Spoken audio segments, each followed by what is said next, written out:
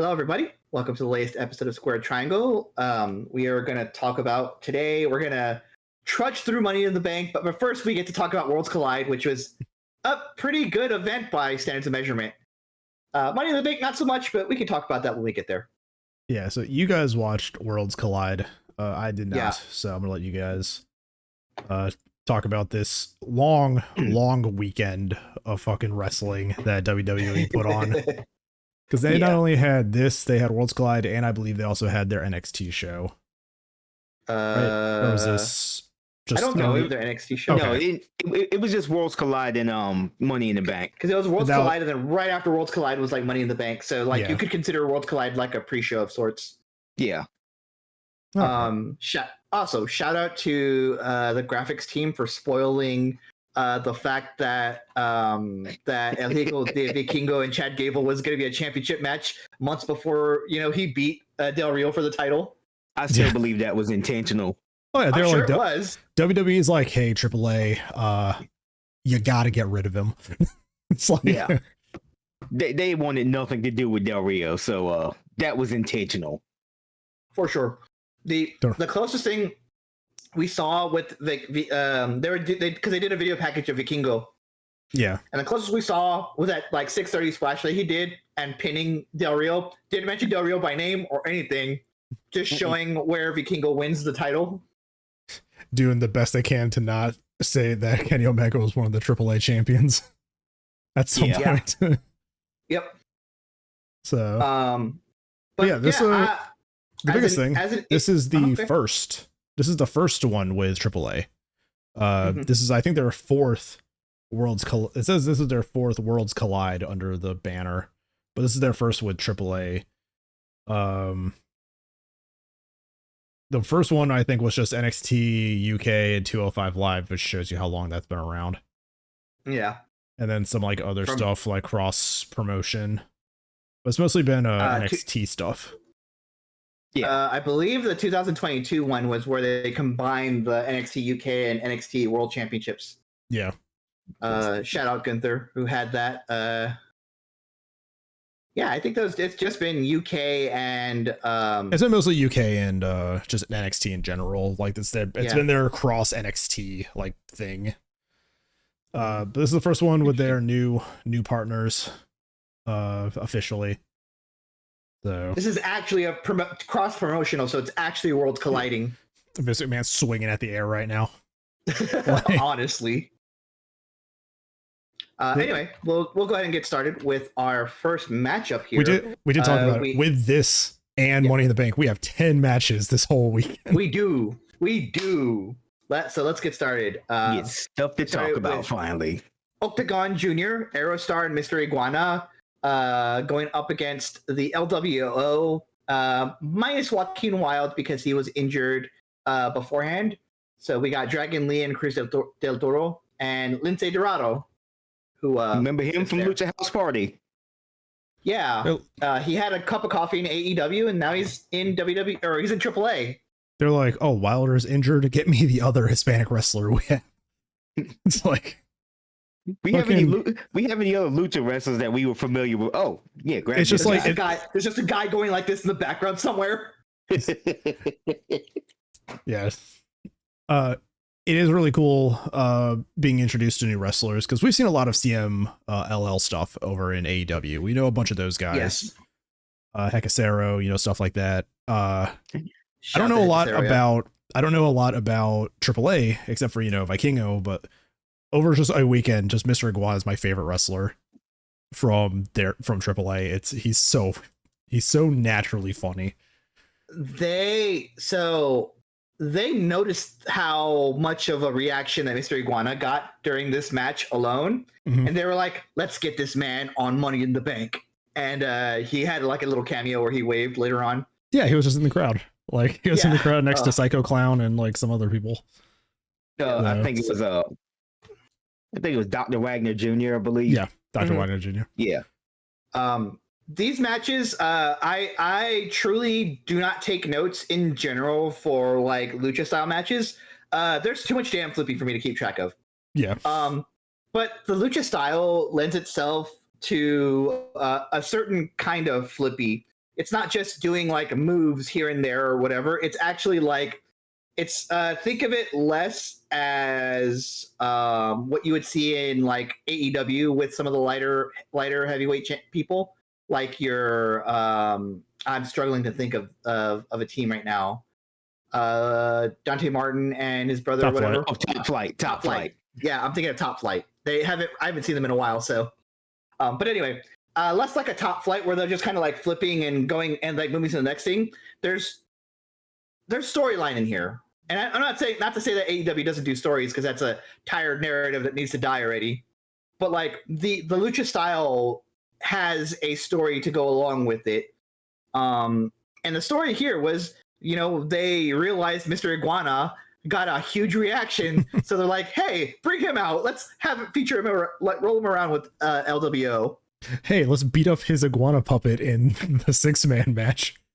Yes. Yeah. And kudos to Lince Dorado for like going all in on that heel moment. The Spanish fly. He split a Spanish fly on the puppet. On the iguana. That was great. Amazing. That was peak.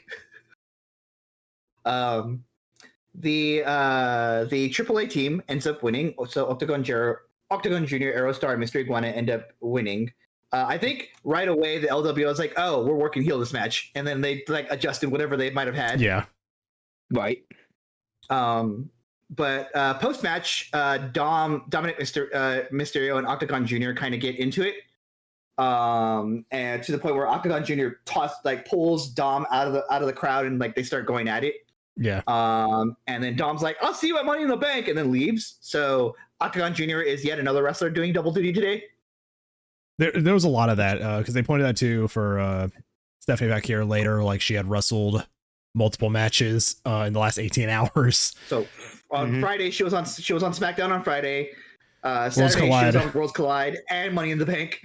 And then you have Chad Gable who's doing multiple matches in 2 different personas.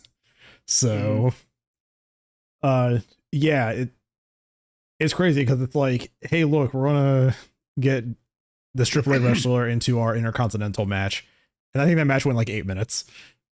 I think it went like less than 8 minutes though, because about 5-6 minutes, if I remember correctly. It was a very short match. What is cool though is the history with Octagon and Pentagon. Which is something that WWE has the chance to now capitalize on if they work that cross-promotion show, because it's not just Pentagon Jr. and Octagon Jr. It is their original wrestlers too. They are literally 2 sides of the same person. They're yin and yang for a wrestler. Yeah, because for context, like back in the mid-90s, when they created the Octagon character, Pentagon was his evil offshoot clone. And they feuded a lot throughout the years, and multiple wrestlers have played both of those characters. And pretty much it's led us to the Penta we all know and love today, because he debuted as Pentagon Jr. in 2012. So, yeah, that's just a little bit of interesting history behind AAA. And there was a lot of it, too, via video packages throughout this whole entire special.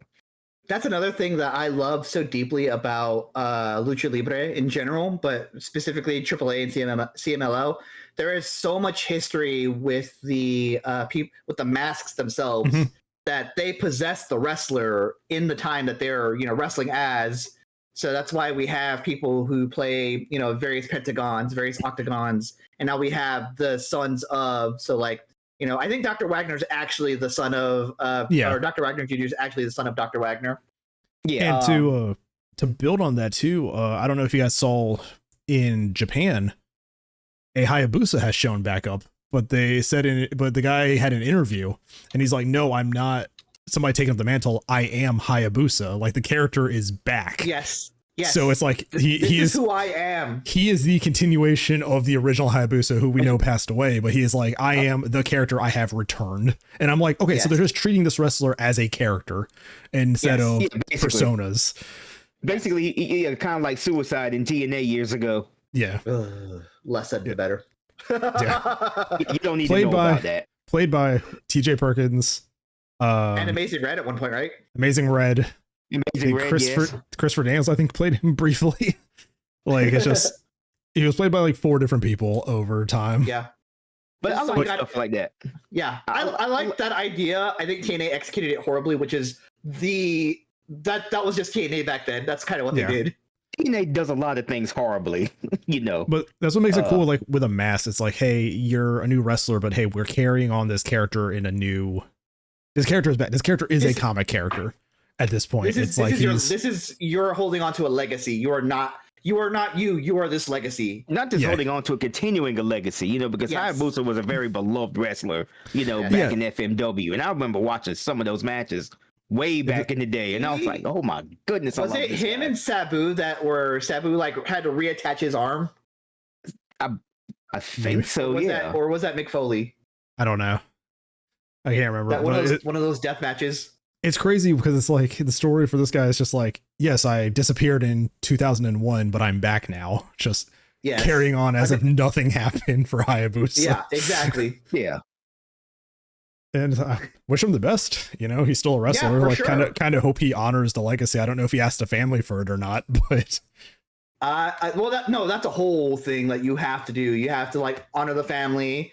All of that I know stuff. I know Ospreay would be talking shit already. Like he loves Hayabusa. So if this guy like stole the gimmick, Hayabusa was like one of his. Yeah, Hayabusa was one of his inspirations. As a matter of fact, he paid tribute to him. I think a couple of years ago on I think of that match against Swerve.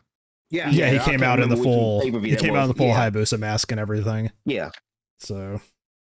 But yeah, these are fun matches. These matches are not meant to be like instant classics, except for the last one. The last one was really good. We'll get to that in a second. I do want to point out though, on the wiki page for Worlds Collide, 5 matches were contested, and then they only list the ones featuring WWE wrestlers. Like they left out the 6-man tag team on this list of matches. Oh my god! So, yeah, it's in the little table with all the matches, but in the whole thing, it's like 5 were wrestled. Here's some of the matches featured were, and it's only the ones featuring WWE wrestlers. They left out the 6-man tag on this rundown. It's like, God damn, WWE, what are you doing? So next match we have is Stephanie Vaquer wrestling her second of 3 matches in 48 hours. Yeah. With Lola Vice. With tag teaming with Lola Vice against Chica Tormenta and Dalis. Like I said, this is cross promotional like introductions. Because wasn't Vaquer in CMLL before? Yes. And not in AAA. So this is her introduction to AAA. She was in CMLL before.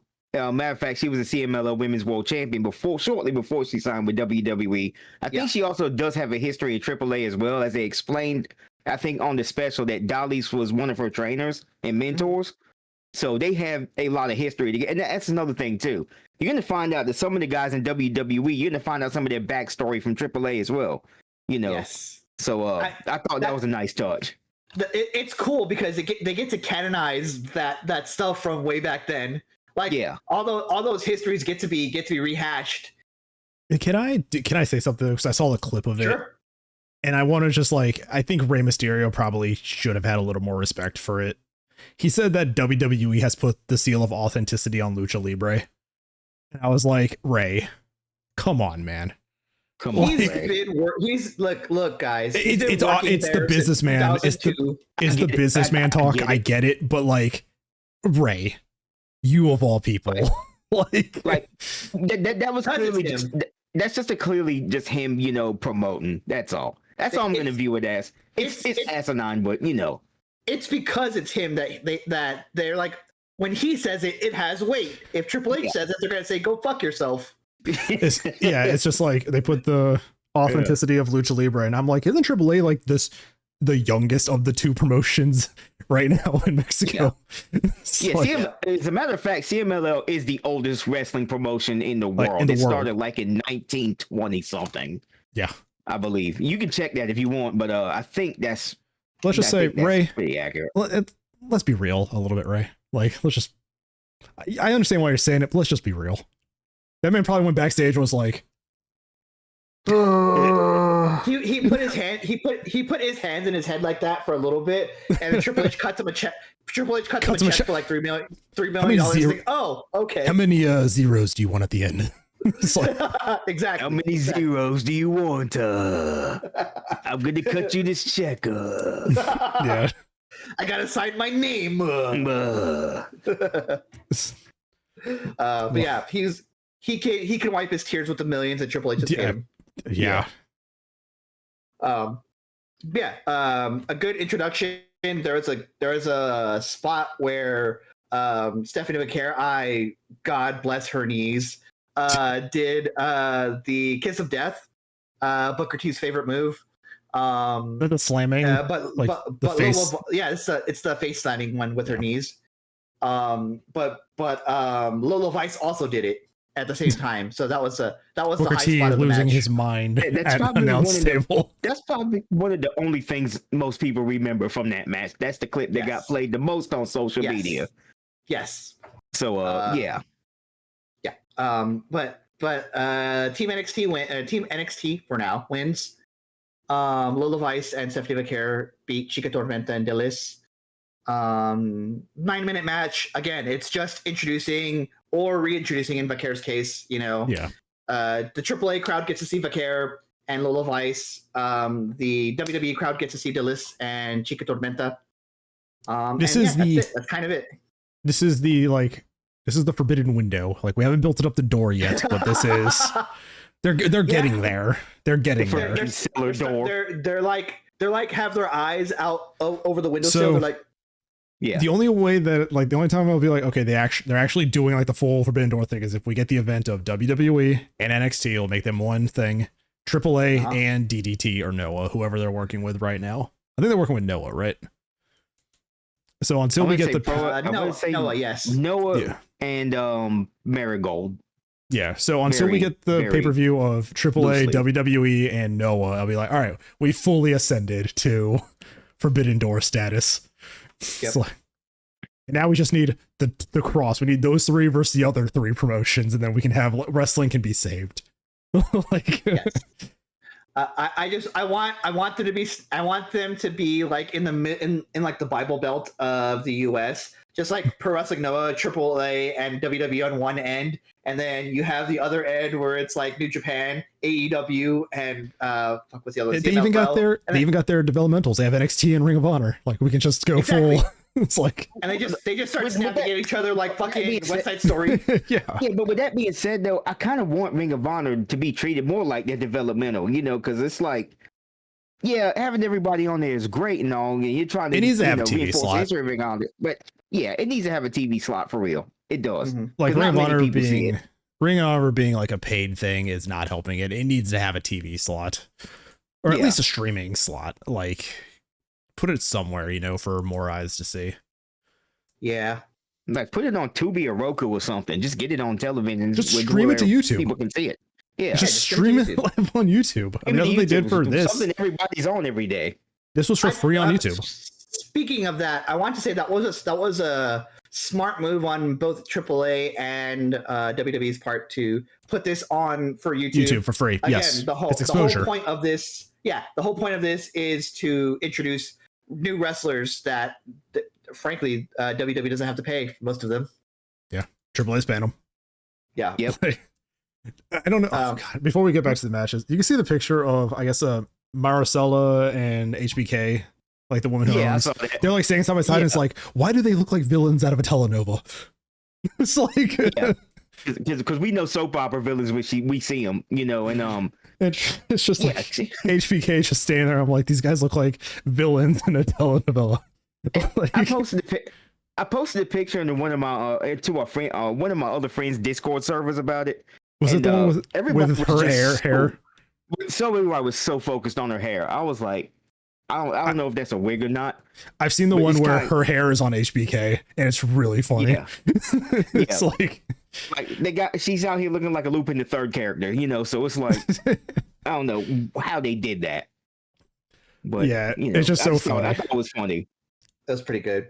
So next up we have Legado del Fantasma, which is Santos Escobar, Angel, and Berto, defeating or going up against El Hijo del Wagner Jr., Pagano, Psycho Clown, and Psycho Clown. again, introductions. Everyone's getting like a moment to shine in the match. But honestly, I thought this was like the low end of this special right here. Because I don't know what it was, but it's just this 6-man tag match wasn't bad per se, but it was just like it wasn't very. I think someone wasn't very fluent.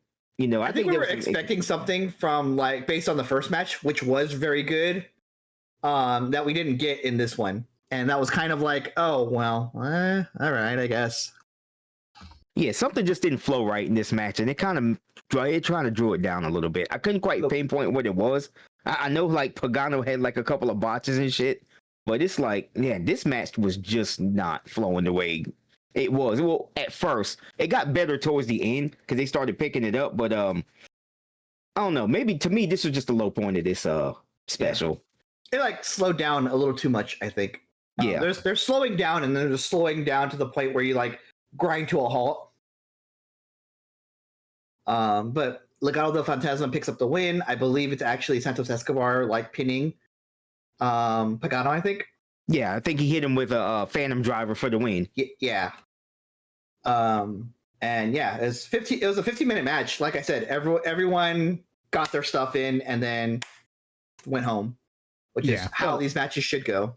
Of note, Conan is on commentary for this whole payoff. It's Conan and Corey Graves. And I know how, some people feel about Conan these days and some of his opinions that have been it's a valid off feeling on the internet.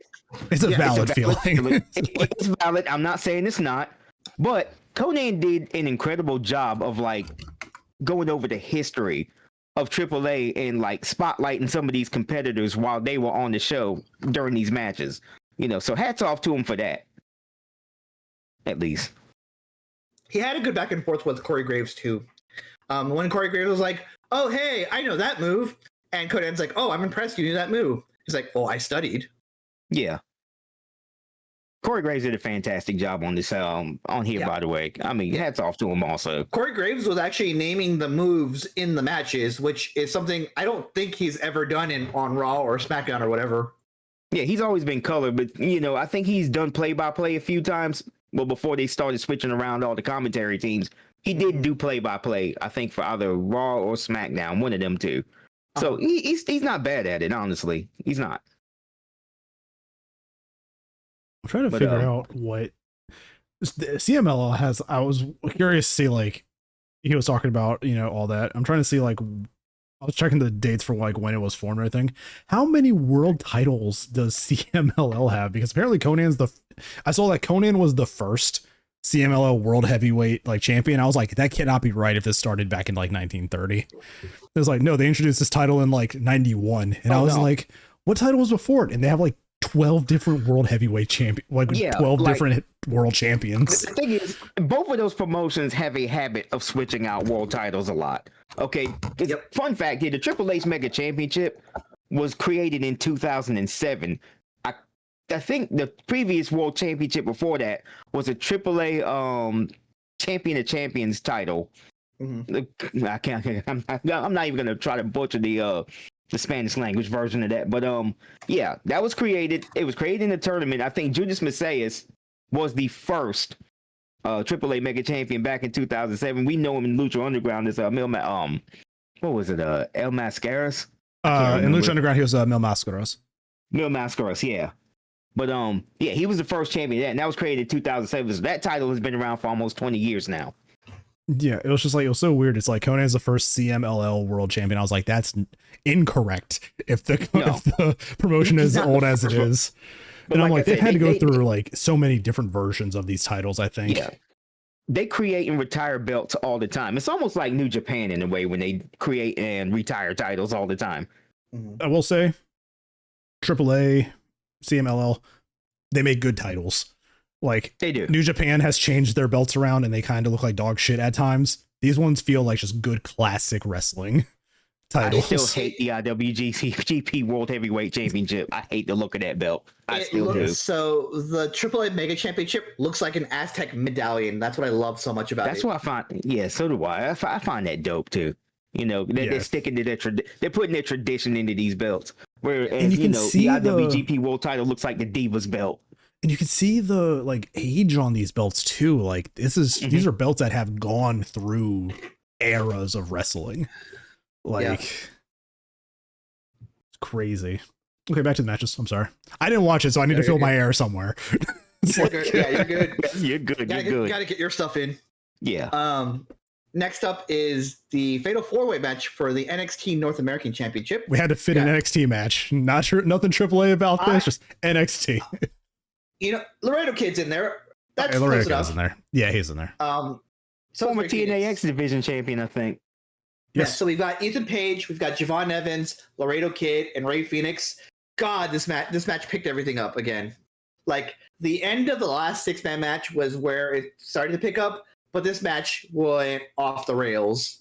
Man, I can imagine this roster in this match looks great. Oh yeah. I mean, putting NXT guys in this pay-per-view was pretty good. They chose the right people too. Obviously, you had to stick Lola with Stephanie to get that stuff, and then, Javon Evans, he just continues to prove that he's a star in the making. Like that guy was flying all over the place. Ethan Page is really good in here.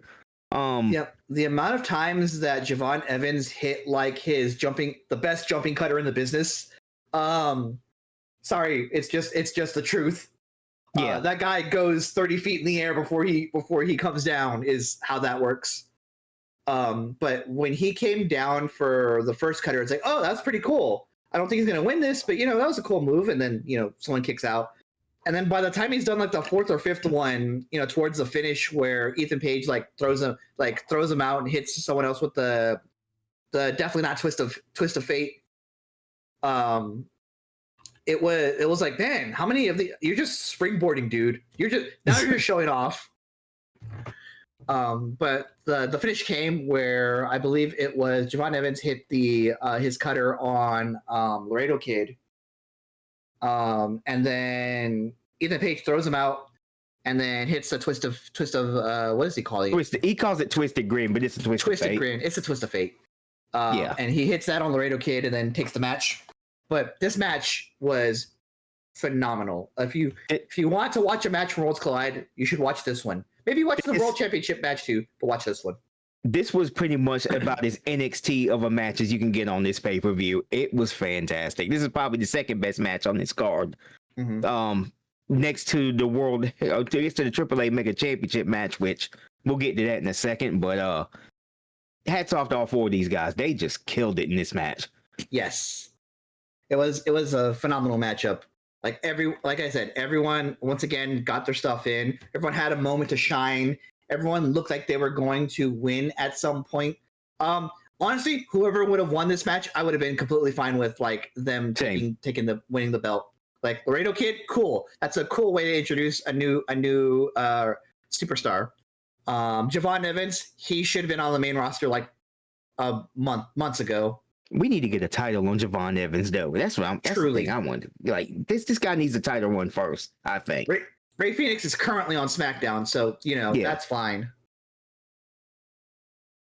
But this is just fantastic. Good work overall on all the 4 of these guys in this match. I love it. And then we get to the main event, which is El Hijo de Vikingo versus Chad Gable for the AAA Mega Championship. Put a title on Gable. I get to roll my R's here. Yes, put a title on Gable. Put a title on Gable at this point, please. Have him beat Dominic for the Intercontinental Championship. Honestly, if he won this, I would have been like, cool. Ship him off to AAA for a little while. Let him do his thing. It's like they have this perfect work rate wrestler who the fans connect to, who makes everything work, and they're just like, It's like, no, you have been looking for a guy like this for fucking years, and he's been right here, loyal to your company, and you ignore him. I think some of it, I really want him to have a title, but I think there is a factor of not trying to rush him like they did Kurt Angle, where they put the world title on him 3 months after he debuted. Yeah. But I do agree that it is Chad Gable's time. I would love to see the El Grande Americano stuff like lead up to a World Heavyweight Championship match against Gunther at some point. So let's do this. Let's say this in NXT as American Alpha was 2015. I think 10 years is long enough for this man to get a fucking thing outside of a tag title. Yeah, like, the man made Shorty G work. Again, the man made Shorty G work. Like, he didn't make Shorty G work. He endured it long enough for them to be like, this is actually stupid. I do like how this thing on Chad Gable's Wikipedia page is American made and allegedly El Grande Americano as a header. It's like, that's pretty good. But no, Chad Gable and Vikingo just put on like one of the best matches in WWE this year. Came on the AAA Worlds Collide pay-per-view. Oh, by the way, everybody, the WWE universe, that those fans got a first taste of Vikingo. Yes. And that dude is still phenomenal. Injuries haven't pretty much slowed him down at all. But if you really want to see a really good match for Vikingo, go watch the one he had with Kenny Omega. I think it was like a year or two ago. It was fantastic. I thought El Hijo de Vikingo is 28 years old. Yeah, he's not even 30 yet. He's not even 30 yet. It's like we saw him in that match versus Kenny Omega, and it's like, yeah, we been knew this man was a fantastic wrestler. We been knew. And now everybody else is just starting to see it now. That Vikingo was just fantastic, and it's no wonder why WWE wants him to be like the front runner in AAA. You know, I knew immediately when they got AAA, I was like, they're gonna put the title on him. He's the most recognizable face in that promotion. You know, thanks to AEW a little bit on that also. Yeah, well, but they're never you know gonna do that. No, they won't. You know that, but we know. Yeah. Anyway, this was fantastic match. Gable had a really nice show, and he was one of 3 guys that had multiple matches this weekend. Yeah, and I agree with you guys. Allegedly. And, even though Michael Cole is pretty much tired of this, he's like, no, this dude is really Chad Gable. I don't give a fuck what you guys say. But this was I want him to have a title soon. Yes. I mean, you can go beat Dominic for the Intercontinental title. I actually want him to go after. I would love it if he like took the U.S. Championship and was just like was the ultimate American. Yeah, I think I would like that. Yeah, the problem is right now Jacob Fatu is a U.S. champion, and I think that would work. We'll get to Jacob Fatu also. Yeah, but yes, phenomenal match. It is currently on YouTube on its own on the WWE's YouTube. You can just watch this match on WWE's YouTube. I highly recommend. It is worth all 22 minutes exactly of it. Just kind of drown out don't drown out the commentary. The commentary is actually pretty good. I don't like Conan as a person, but that's different. Yeah, that's just personal things. Like Conan, other than that, Conan was fine on commentary. Like he did his job. He did what he was supposed to do. He pretty much told everybody the history of the company. Oh, there were several video packages about some of the AAA stuff. Their pay-per-view Triple Mania, the first Win Worlds Collide, which was Rey Mysterio's debut on the big stage. Yes. Well, even though he had been wrestling for 5 years, this was like his first major event. There were several video packages on it. I think they were really well done. They just went over the history of the company and its competitors, and that was a nice. That whole special was a nice little introduction to AAA. Like I followed it a little bit, so I kind of knew some of it, but all the rest of it it was well done. I did look into it, and apparently this isn't just like a thing that happened. I mean, back in '97. WWE apparently worked with AAA for the Royal Rumble that year, so that they do have a business history with each other. I just looked that up. It was like, yeah, so I just went to one guy. It's like, yeah, he was in the '97 Royal Rumble, and I'm like, that doesn't seem right. That's WWF we're talking about, and it's like, oh no, they had a working partnership in '97. I think that's how they introduced like Essa de Rios and stuff like that to the WWE. Yeah, there was a bunch of. Had a bunch of tag team and 6-man tag matches. They had the mini man or whatever they called it back then. They did. Yeah, they did. A tag match of the mini wrestlers. Yes. Yeah, Pure 97. I think was in that one. Mascaritas. Yeah. He was front and center at this show. They showed him on camera. Yeah, they showed him pretty good. Yeah. Yeah. But I mean, like I said, those people that they showed, the legends that they showed for AAA, they all have like done their time over and over and over in Mexico, world renowned, and they're just now. It speaks to how remarkable you have to be if you're not in America to get over with an American audience versus like having some middling mid-carder in WWE who's just kind of there just because he has a good look or something. So it's like, that was old enough for Mil Mascaras to be in the Royal Rumble. Yes. Like the original Mil Mascaras. So cool. Nice little history lesson. Yeah, it was a really nice history lesson. Going into the Money in the Bank pay-per-view, we're all together again. I do want to say I understand why they do it. Stop putting the women first. Like, you have some other matches that could always go first. Like, it doesn't need to be every pay-per-view ladies first. You know? Yeah. I honestly would have liked it if start this shit off with Dom. Yeah, like, exactly. Because I'm going to watch a really good 25-minute women's title match, and then I'm going to watch 15 minutes of ads, get 5 minutes of wrestling, and then go back to 20 minutes of ads. Like, yeah, well, the experience of watching this shit live is always awful.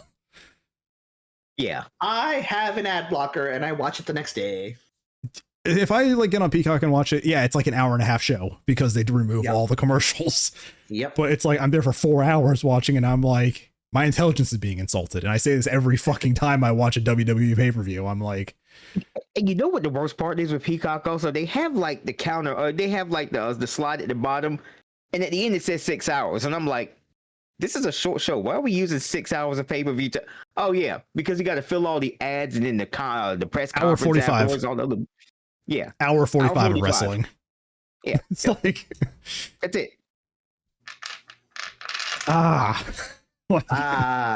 This women's match was great. With the women's, yes, that is all of that is to not take anything away from any of these matches. I wish they would lay out these matches better, but these women matches have always delivered for me. Yes. So it's not saying anything about the quality. I just wish some of the lesser matches would just be put on first and gotten out of the way.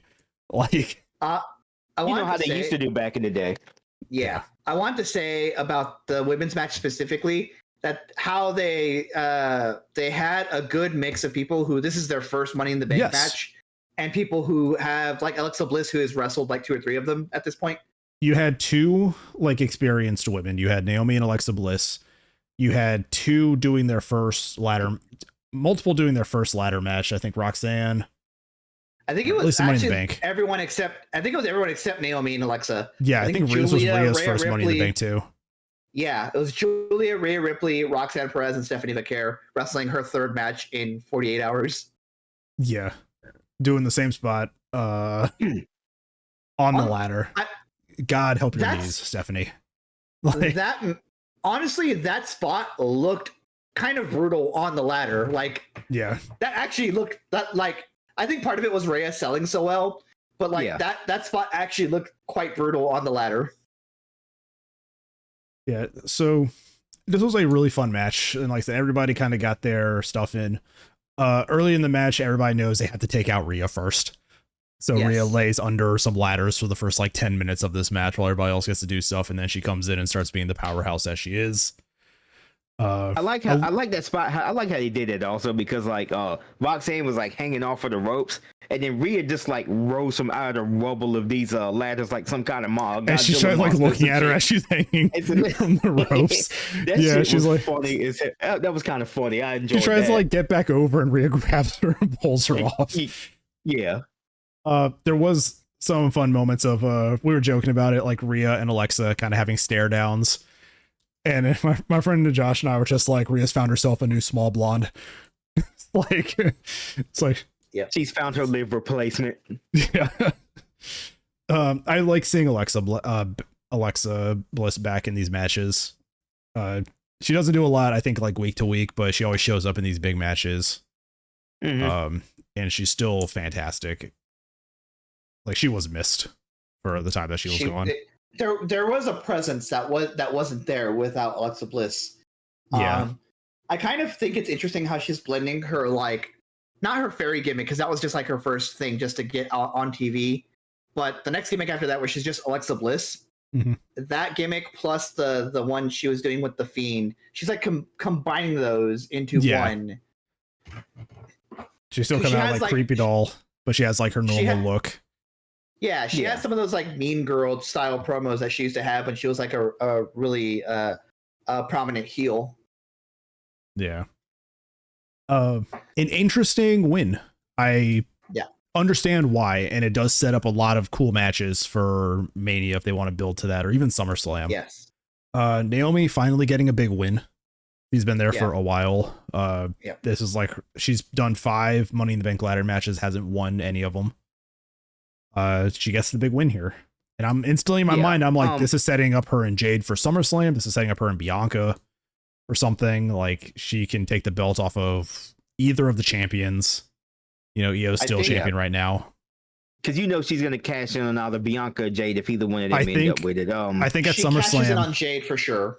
I think if we go like into SummerSlam and it's like Jade, Io, Bianca, Io, and the belt goes on to either of them, I think Naomi cashes in and it sets it up for probably further down the line. Yeah. But I really feel like Naomi was the only choice that made sense in this match for Money in the Bank. She has a story behind her. She had the drastic heel turn and she put in an incredible amount of work, to get that over.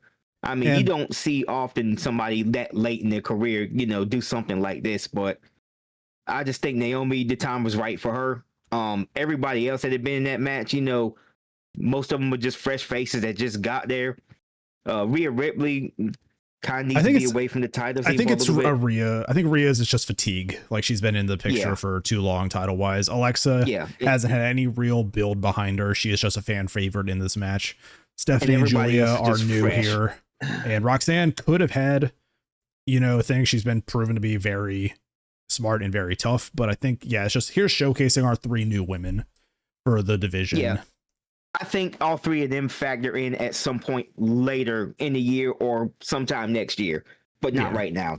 Right now, Naomi is the one that kind of needs this the most out of all of them. So she has a good story for doing that. She has a good story behind her right now with Bianca and Jade. Yeah. So it's nice, and it's nice to see her get rewarded for everything. And then Dominic and Octagon Jr. have a 5-minute match. So whatever.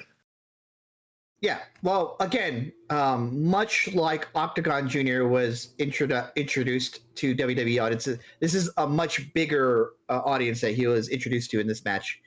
Dom playing up a really good lucha heel. He tied Octagon's mask to the ropes, so he couldn't really like defend himself without losing it. You have Liv Morgan getting involved. Constantly. So, but nice 5-minute match, and it is, if they're going to do more with Octagon Jr. down the line, Royal Rumble or anything like that, this is a nice little, hey, look, wrestlers. Dude, love it. Number 15 Royal Rumble this year, Mr. Iguana. That's you and I had the exact same thought of like a Royal Rumble entrance. Mr. Iguana comes in. You can pretty much expect a lot of fresh faces next year in the Royal Rumble. I'm looking forward to that. WWE took the thing. They were like, "Fuck, our roster's so small. Buy 2 companies." So together, But other than that, man, it was what it was. I could have cared less for it. It wasn't a great match. It wasn't like a great match. It was just was there to make Dom more heelish and show Octagon, and it did its job. Yep. When we were talking about Rumble contestants and Mr. Iguana, put Layeska as her own contestant. Put her in the women's Rumble match. Layeska. Just at the top of her. It's just Mr. Iguana like this with the puppet like holding it out like this. He's going to bring so many funny moments. Like we've said, like WWE can't do like forced comedy well, but like I think if you just have somebody like Mr. Iguana there, it's just like if R-Truth is becoming serious, let this guy take his spot. You know, it's not forced is the thing. That's just what he's naturally funny. He is naturally funny. He's basically their Danhausen at this point. Basically. You know, I don't mind it. Great facial expressions too. Like he's so good. This match is weird because I think the conclusion's wrong, but it's a good match. I don't think Becky needed this win at this point. No, she didn't. I really don't. I mean, they kind of got Valkyria's fire back, you know, attacking Becky after the match, like kind of looking like she's gone insane a little bit. But like, I don't think Becky needs to win the IC title off of a younger woman in the roster. Like, strong. She's Becky already strong. Like, she's already strong. I'm kidding. That energy is saved specifically for Charlotte Flair. What happened is I think they did the thing. It's like, hey, if you beat me, I'll never challenge you for this title again. And Cody Rhodes comes busting into the fucking room. And he's like, we're not going to do that. It's like, I know what happens when we do that. He comes to the wall like the Kool-Aid man. It's like, oh no. It's like, no. We're not going to write ourselves into a corner about Becky in this title. So yeah. I just don't think she had to win. I really don't. I will say, if they're gonna take the title off of Lyra, I don't want them to fight over it, you know, month after month after month for the next however long. That's the thing I think that's going to happen, though, is that I think this is going to be continuing for. It's not though, because Bayley came back on Monday. Okay, that's fair. Yeah, so Bayley beat up Becky. So Lyra's out of the picture now, and we have Bayley and Becky. Yeah, I think that's pretty much the setup for SummerSlam right there. It's going to be Bayley and Becky Lynch for the Intercontinental title. I think that's the direction they wanted to go with that, and that's why they pulled the title off of Lyra. Most likely. Guess. If it leads to Becky becoming if it leads to Bayley becoming Triple Crown or Grand Slam? Grand Slam at this point. You know, I'm behind it, but like we probably could have taken a Grand Slam winner. She hasn't gotten the IC title, I think. Well, no, she's a Grand Slam winner because she won like the NXT and Raw, SmackDown, and tag titles. But this would just be another one to add to her. I just feel like, you know, maybe we could have taken a different road to get there. But I don't know. Yeah. It's just like I saw Becky win and I was like, like, yeah. So what the fuck's Lyra doing now? Like, well, we'll find out. Yeah. The next matchup is going to be Seth Rollins and this is the men's Money in the Bank ladder match. Sorry, the men's Money in the Bank, which Seth Rollins served as a backdoor to the Bloodline storyline.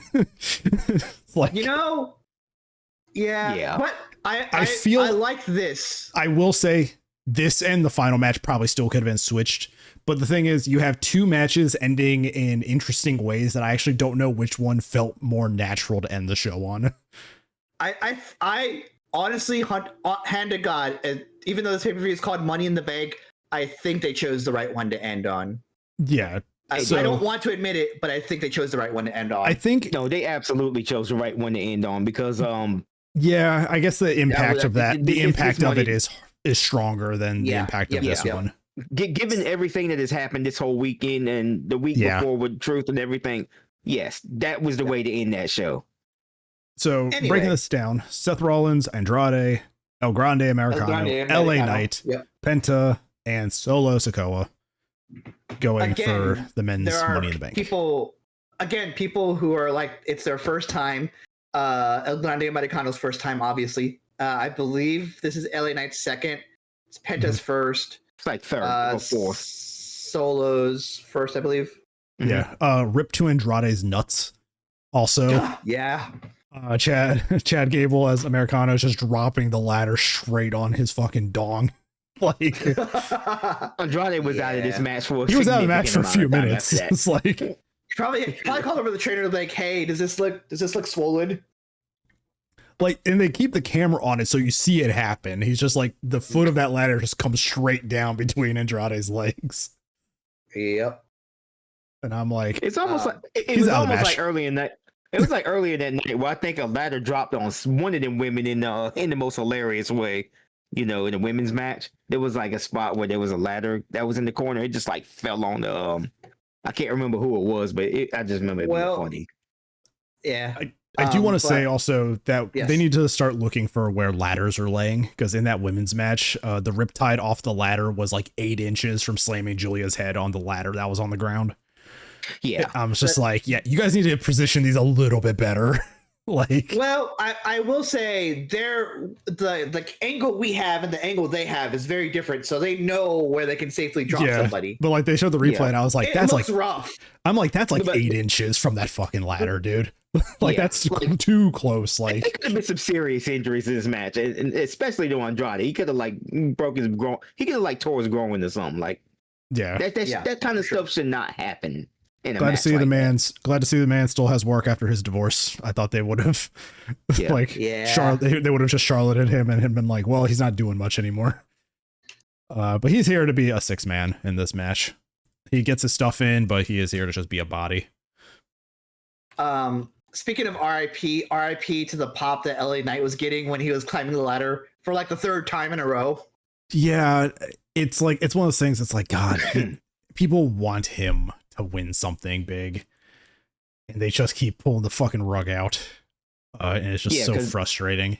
Yeah, because I remember like after that match happened, the internet just kind of blew up about it. You know, everybody was like, "Oh, LA Knight got screwed. How long are they gonna continue to keep doing this to him and such and such?" The dude's a legit fan favorite, and it just sucks how he keeps ending up in this spot every year where he has to get, you know, overshadowed by somebody else or get, you know, grounded for somebody else. We do get an interesting development in this match, though, in the form of not 1 but 2 periods of interference. First, Rollins' lackeys come out, and then the Bloodline comes out. I don't think I've ever been happier to see the Bloodline in my entire fucking life. Yeah. And there was a great payoff where, knowing that Solo went and got one of his fucking indie rivals as backup, Jacob Fatu has had enough, turns on Solo as he's climbing the ladder, puts him through a ladder on the outside of the ring, takes him out of this match. I want to break down how this happens, though, because at first he's like, "I love you, Solo," and then Solo climbs the ladder. He grabs his leg, looks up, and I hate you, Solo. Also, kicks him. A brief skirmish between him and Bronson Reed. Give me that fucking match. Yes, for sure. JC Mateo not doing much. JC Mateo showing up, handling somebody, and then disappearing from this match entirely. As he should. Yeah, and a huge pop on the turn. Babyface Jacob Fatu is going to be huge. Yep, I agree.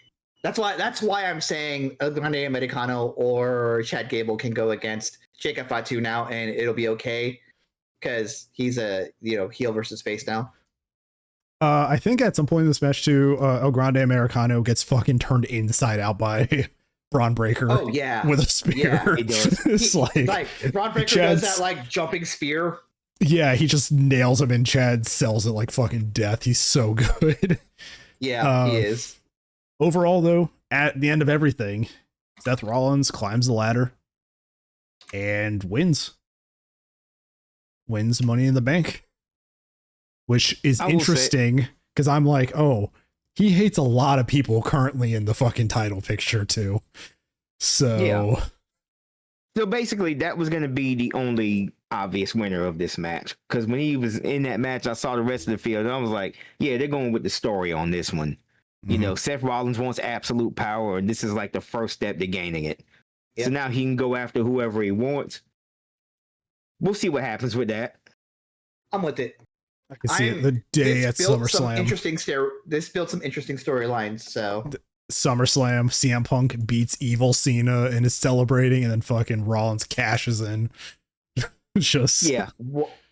If they really want to do the ruin wrestling thing, he cashes in, beats CM Punk, hands the title back to Cena. You're like, you dropped this, champ. It's so bad because we know like after this we're not going to watch it, but the Riyadh show is coming up. Night of Champions. They're Night of really Champions is in Riyadh. They're really building fucking Cena versus Logan Paul, and a part of me is like, there's a non-zero chance that they put a fucking title out. Sharky. Hold that thought. They announced Punk versus Cena. Okay, yeah, Punk versus Cena is taking place at Night of Champions because gotta watch Raw, my guy. Yeah. I want to watch wrestling, like not people talking. That's tomorrow night. You get 4 hours of it anyway. But, so if that's the thing, if I were to make like bold predictions, it's Punk wins and then it's instantly cashed in on. So I would fuck with it. Just Rollins just like sending his two goons out there to destroy Punk before taking the title. The thing about that is, where does that put Cena then? Because I think Cena keeps this title until his contract is out. Yeah, until probably. Until at the very least SummerSlam, because we still have to go through the King and the Queen of the Ring tournament. And I think Sami Zayn got in the semifinals this past Monday on Raw. Yes. I do know Cody is in that tournament on the SmackDown side, which I think he's going to obviously be the winner. Yeah. Unless they do some kind of swerve. So I don't know. We still have that to figure out before we get to the rest of what's going to happen with SummerSlam and where Seth fits in all of this. It's just like everything they're building. Like Logan Paul's going to be involved in some way, and I fucking hate it. Like, yep. And it's going to be good. It's going to be good is the worst part. And the thing is, like, it's going to be good. And next match, I'm going to sing Logan Paul praises because they were really good shit in the main event. But god damn it, I hate him as a person. Like, I mean, it's just. I want to get right to the spot that we're probably both thinking of, the drone spot where he's like holding the drone. Really good. Comes up. Yeah, that was. I was like, oh, so that's what it would look like if you. That's what it would look like if you got suplexed off the fucking turnbuckle. Yes. That was sick. Really good. Then his fucking moonsault onto the table. Why is he so good? The dude's super athletic, man. I mean, who'd have thought he would be?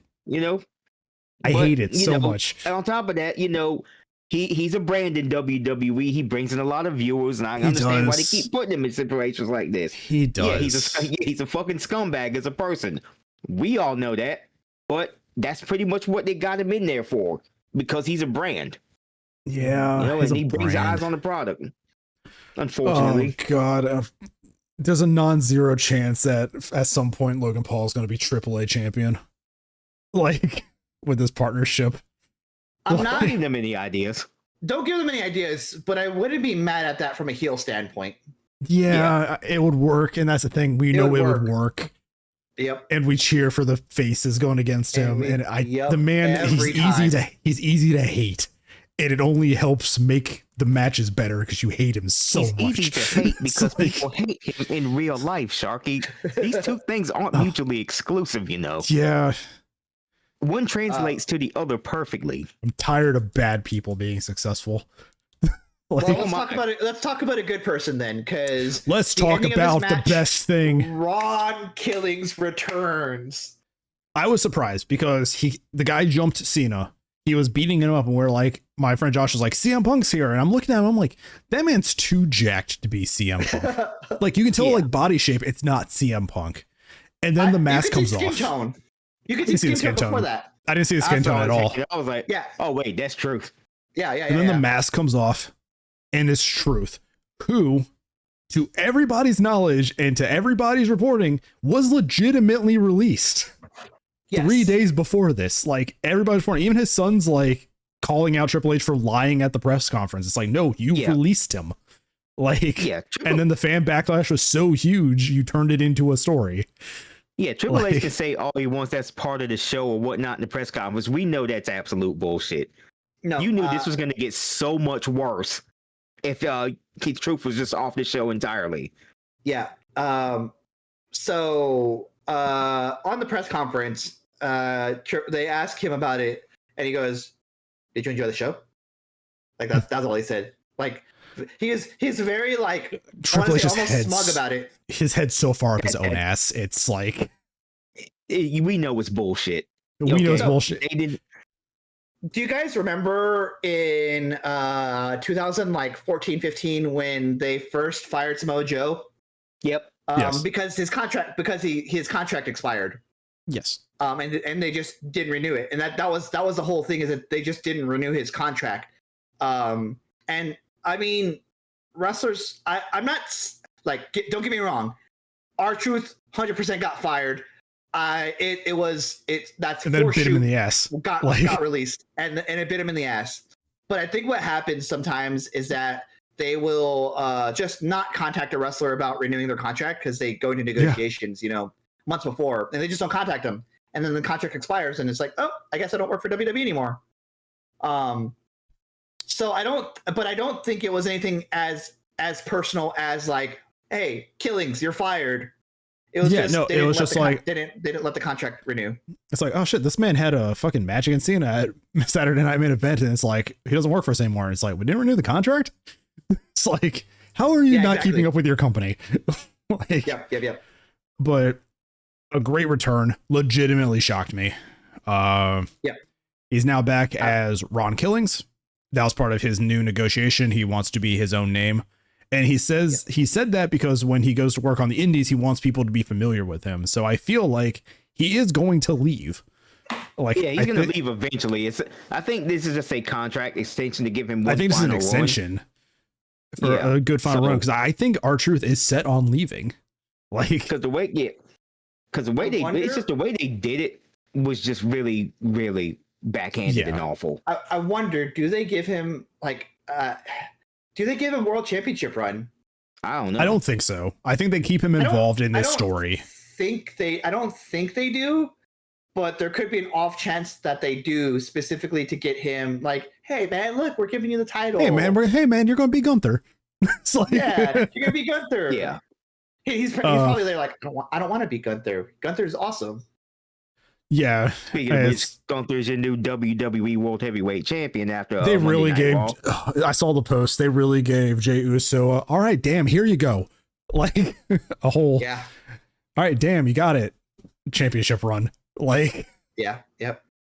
Well, it's just there are certain people in wrestling who benefit more from being like a former champion than a current champion, and I think. For future Jey Uso, it's going to be great to be like, hey, former world champion. I can, I've put my name down as a former world champion. I can come back later and say, hey, I want to challenge for the throne. I've done it before. I can do it again. I think WWE, something came out saying that WWE's reasoning was they want world champions that carry themselves like champions, which is what Gunther does and John Cena does. Like Jay, I think just did not fit their mold of like, this is a world champion kind of feeling. But on top of that, a lot of the hate for Jey Uso while he was the world heavyweight champion, a lot of that came from the internet also. So a lot of the live fans still love and enjoy Jey Uso.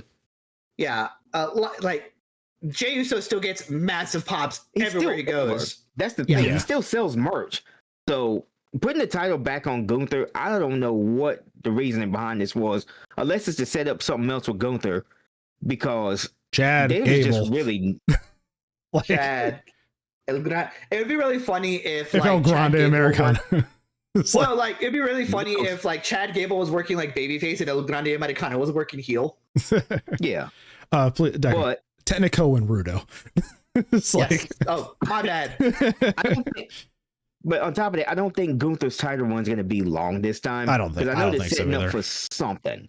I have no idea what though. But it will be a good for his combined days to get him out of the 666 days territory. Yeah. Let's also, I just find it funny how Chad Gable's a great just mat wrestler and American wrestler, and the man tries lucha libre once and completely changes his entire fucking style. It's like, he's like, I'm reborn. Does it well, I might add. And does it incredibly well. But to finish up this, R-Truth returns, hits Cena with the belt. Cody hits a crossroads. Babyfaces win. The baby faces win, and that's a good way to go home after a lot of Seth tension winning. between Cena and Paul too during this match, which might lead to something down the line. I don't know what though. It might lead to something down the line, but also it might not. We'll see. Like Cena versus Logan Paul is a good enough match without the title. So if Punk wins and Seth catches in on him in Riyadh, then like this can be something without taking up a world title slot. Like this can go to SummerSlam by itself. I think without the title, you do Cena Paul at SummerSlam as just like a showcase match, you know? But I think we were talking about it too on the Discord. I think The Rock has to have a presence if this storyline continues. I think it's too late for The Rock to have a presence at this point. It's just like the whole build with The Rock and now without it, it feels like it is for sure. It feels like it is missing the secret sauce. Because we're like 2 or 3 months. The problem is we're like 2 or 3 months removed from WrestleMania. I think it's far too late now. It's a little late now. You know, I think if it came back on Backlash, it was like, it was me all along. That would have been great. That would have been great. But other than that, that ship is sailed now. So we pretty much got this with Cena, and I don't know. I just like, God, it's just like there was so much ego stroking for The Rock to just like drop out of the storyline he fucking built. Like, it's it does feel like it's missing something, and I think Cena as champion probably doesn't need to last much longer. No, I think if he loses at Riyadh, it'd be fine. I think if he loses in Riyadh, it's fine. I think if he doesn't lose it until SummerSlam, it's fine. Whatever they go with. I don't think I do think it would be great if they just had a random live event on the last day of his contract and he just drops the title there. Yeah. Like with Diesel and Bob Backlund years ago. Yeah. Okay, yeah. So the 3 matches so far for Night of Champions is Punk, Cena, and then the finals of the 2 tournaments. Yep. Yeah. So that is a hell of a 4-way, though, to figure out who's taking on Sami Zayn. Carmelo Hayes, Aleister Black, LA Knight, and Randy Orton. That is a hell of a fatal 4-way. Oh, yeah. Then we have Andrade, Cody Rhodes, Damian Priest, and Shinsuke Nakamura. And then Bronson Reed, Rusev, Sheamus, and I'm hoping JC Mateo, because that match just screams big, meaty men slapping meat. Yeah, like, meat match. The meat match. That is the meat match. Like...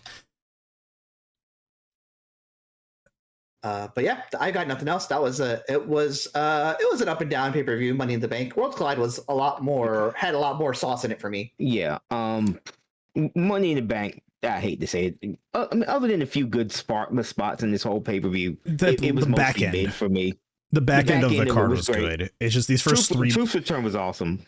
Yeah, the 2 ladder matches in the main event kind of hit like the spot for me, but the Octagon match. And then, it's like, that's just how little it takes. I completely forgot what the other match was. Yeah, it was like Becky and Lyra. But, I mean, overall, yeah, so those 2 matches kind of fell flat for me. Yeah. To me, this whole event outside of Truth and, the solo turn and all the solo stuff, it just really fell flat for me, too. I thought Worlds Collide was a lot better. That was more exciting. So if you wanted to watch a match from that Saturday, I would choose Worlds Collide. Because that's still up on YouTube. That's about it, I just hope that we get some momentum going towards SummerSlam, and maybe Night of Champions would probably be the event to kind of reestablish that momentum. Because they damn sure lost it with Money in the Bank. Yeah. Actually, SummerSlam should be a pretty big show. Yeah. I want to actually see what... So I'm looking at these tournament matches for going forward. So we have the winner of this next one taking on Sammy, and then we have the 2 matches, which I think Cody's going to win one. I think Cody's going to win his. Yeah. Do they do Sammy Cody as the finals? That would be a really good match. Depends. Wait, what's the other match on here? Sammy's side of the bracket? So Sammy's side is Aleister Black, Carmelo Hayes, LA Knight, and Randy Orton. And I don't see anybody besides Randy beating Sammy in this environment. They're probably going to do Orton versus Cody. So, and then it's like you have the to be determined for the last match who could be Cody's opponent, Mm-hmm. So I'm like, are we getting Sammy Cody and maybe having Cody finally heel turn? No, Like, not in the least bit. So we were talking about Mr. Iguana earlier. I have a few more thoughts. I can actually go a little Mr. later. Iguana beats Rusev, Sheamus, and Bronson and takes on Cody. So they actually had a video package for Mr. Iguana on Raw. Hell yeah. So imagine you're just a luchador. You're just wrestling in Mexico. Nobody in America really knows you, and you show up overnight sensation. Your whole gimmick is that you're green and you have a pet iguana. Yes, and the American audience fucking loves you. It's like, yeah, and they're like, I needed that shit yesterday. Because we love us some comedy wrestling, man. I mean, shit. Yeah. There's no wonder he became an overnight sensation. It's the sideshow attraction. Too many people. I want to say this about wrestling. Too many people want to be like the main event guy, the world title guy, and will complain about the Mr. Iguana. Be the Mr. Iguana. You'll have a job for life. Guy. Fun fact: Mr. Iguana is apparently a mixed tag champion right now with a female luchador. So. Oh wow. So there you go. But yeah, like overnight sensation. For wrestling, everybody loves him. I want to see more. Keep him around, please. Yes. Feature him healthy. Keep him around. It's just so crazy. And the dude's only 36. Like you can. No, he's got plenty of time. The man's my age. Like he can work a Rey Mysterio style. He'll be fine. Yeah. I mean, hell, LA Knight came into WWE 2 years ago, 2 or 3 years ago when he was like in his late 30s. So, I mean, he's got time. I mean, he's probably not going to be, higher up on the card, but he make a good comedy guy. Yeah, I mean, and like I said, he's currently popular. He's mixed tag. Like, so hey, you can bring back that mixed tag thing that WWE did. Boom, Mr. Iguana and his female partner just involved in it, and I'm like, just showcase them. It's like. Put it in my veins. In the veins. Yep. I am looking forward. Like, I know we just got through saying that Money in the Bank is kind of like was itself kind of a mid pay-per-view, and the World's Collide was a superior product. But both shows gave us some interesting like crumbs of a storyline to feed off of. Yeah. And I think that's the important part. No doubt about it. It just gave us some. The thing about Ron killings and all of that, like we got something to work with. Yeah, it's no doubt that they pretty much gave us storyline stuff, and that's the kind of direction they went. They wanted to continue some of the stories that they had established previously, with Seth Rollins and Naomi. I thought that was great. The return of our Ron killings. We finally get TNA truth, hopefully. With this one. And also he cut his hair off too, by the way, which is a side note he did on Monday Night Raw. So that was kind of weird, but that was crazy. Yeah. But this is pretty much what they're giving us with this pay-per-view. We're continuing stories. They're gonna roll through Night of Champion with this. I think this is all just built towards SummerSlam at this point. So a lot of it, is gonna seem like filler, but it does have some purpose, at least. I didn't enjoy it, but it is what it is. I shared it in the Discord, just the picture of Mr. Iguana. It's just like aura. No, like, the video package has him. I think it's just when he came in on Worlds Collide, where he kicks up La Yesca and just on the shoulder.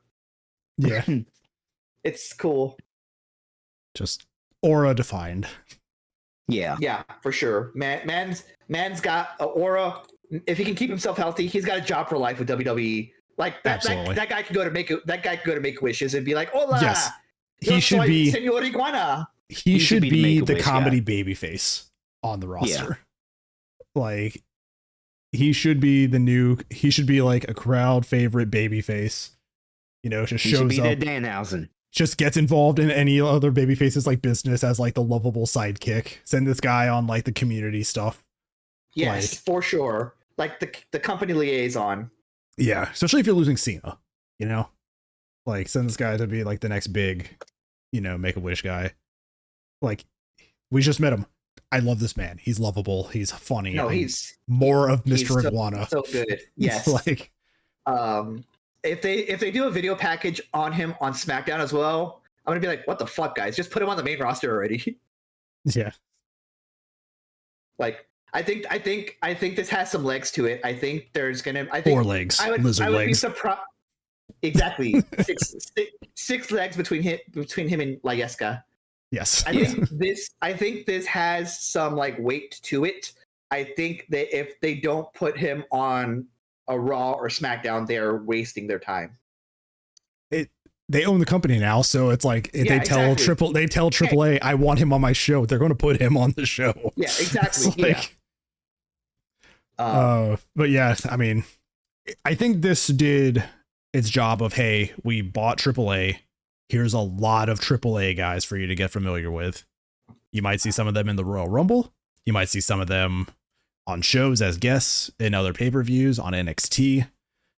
And then just boom, you know, you have a whole new roster to decide into yours.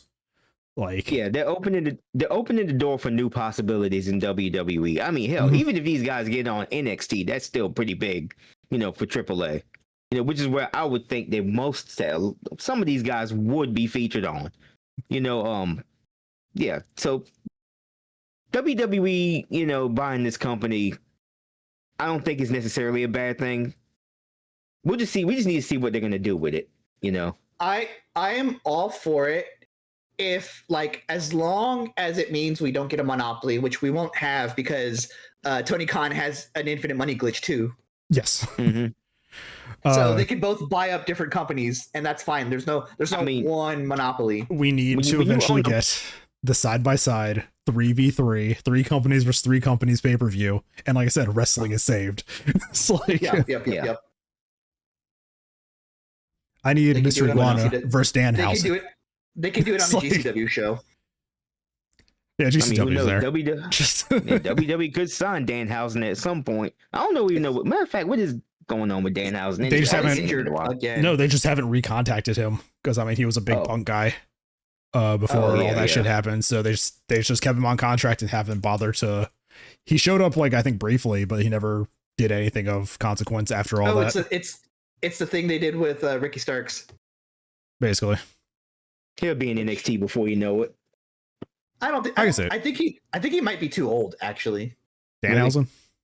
Wait, how old is Danhausen? I don't know how old he is, but like there's age in like your He's number he's age, younger and than me. there's Oh, okay. age in your number age, and there's age in the amount of times he's been injured. And Yeah, he's spent more time in AEW injured than not injured. That's true. he's 34. But yeah, I think he's been injured 2 or 3 times. In at least in AEW. So God knows. But I don't know. It's like we're getting like it's almost like we're entering like a wrestling Cold War. We're getting like these 2 superpowers built up of like collections of companies. And I'm like, just give us what we want. And that is everybody fights everybody. It's like, Yes, we're building towards the wrestling utopia. give us the wrestling equivalent of Marvel vs. Capcom. It's like, Pro Wrestling Civil War. Yeah. but yeah, it's just, I mean, it's so funny because I think I was just thinking about it. I'm like, Mr. Iguana doesn't need to be a solo act. I'm like, I would get behind like Mr. Iguana, Joe Hendry as like a comedy duo. And it's just like they're bringing in all these guys who you're just like you can laugh at and smile and just be happy that they're wrestling. And I'm like, God, there's so many possibilities. Yeah, You need more guys like that in WWE. in wrestling in general, anyway. I would say. In wrestling Yes. in general, you need more. You just need more. You see, I mean, we're getting Dalton Castle back. Dalton Castle's showing back up from injury, and his vignette was him being dropped off by a UFO. So I mean, Love it. He showed up, dropped off by a UFO in front of a crowd of boys, and he's like, "My boys." It's like, well, he had a whole thing where he lost his boys, didn't he? Like, yes, because they got released. Yeah. Well, I mean, I know they got released, but like, you know, everyone's been one of the boys. Yes, but it's like the vignette has like a bunch of guys dressed as the boys, like watching a UFO come down, and Dalton Castle comes out of it, and I'm like, yeah, this fits. This is Dalton Castle. Like, he's back. We're glad that he's back. Comedy is coming back into wrestling. But I got nothing else. Yeah, I got nothing else. This was I am interested to see what happens next, but not too interested where I'm blinded by it and I can call this like the mid pay-per-view it really was. Yeah. But I am interested to see what happens after this. Yeah, I'm just interested to see what comes from the Queen and King of the Ring, how they handle that. And now we have Money in the Bank briefcases out there, so guarantee you everybody's pretty much waiting on cash-ins.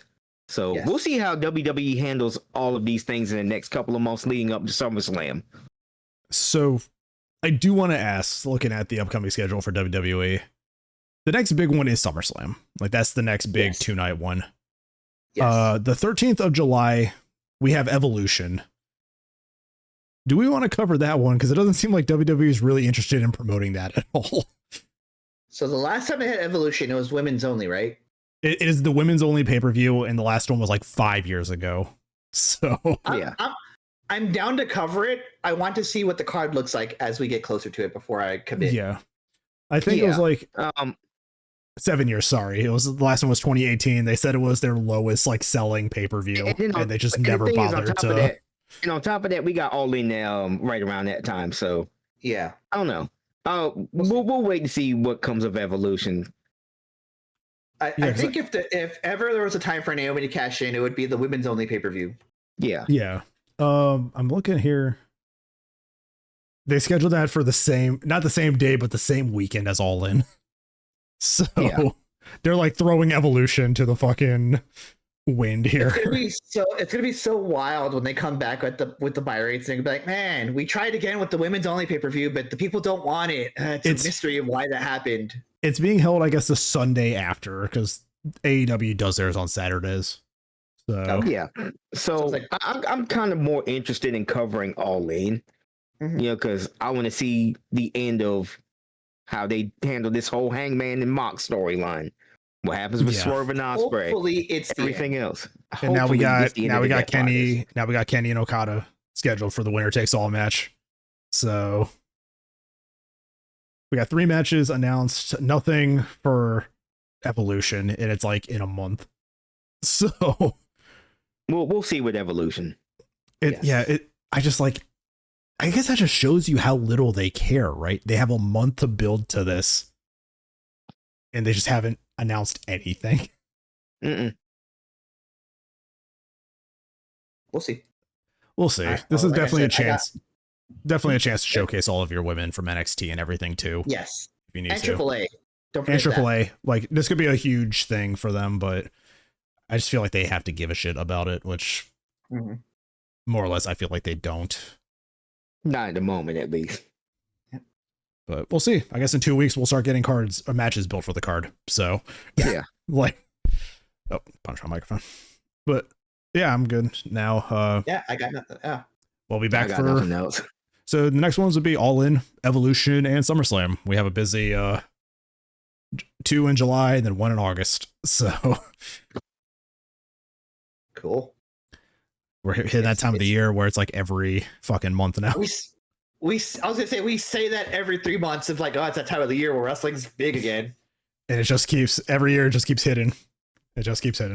So, but yeah, I am good with that, fellas. Yep. I think that's a good note to end on. Yep. Good job with you guys doing Worlds Collide. Like I said, I didn't watch it. I'm glad that we were able to add that in because 5 matches for Money in the Bank was definitely not enough. But yeah, as always, everybody, you can follow us on YouTube and any various podcast source, mostly Spotify. But if you have Pandora, anything like that, you can find us there as well. If you're listening on Spotify, watch us on YouTube. If you're watching on YouTube and you want to listen on Spotify, you can find us there. And yeah, I guess we will see you guys in a few weeks with our next event. So at least we're going WWE, AEW, WWE, AEW. It is a nice little back and forth. Yeah. I think actually this one, it'd be AEW for All In and then Evolution. And then I think it's just a follow up right into SummerSlam. So we're back to back on WWE. Yep. But we have had a nice like metronome. Ping-ponging. Well, no, the last one I think was Backlash, right?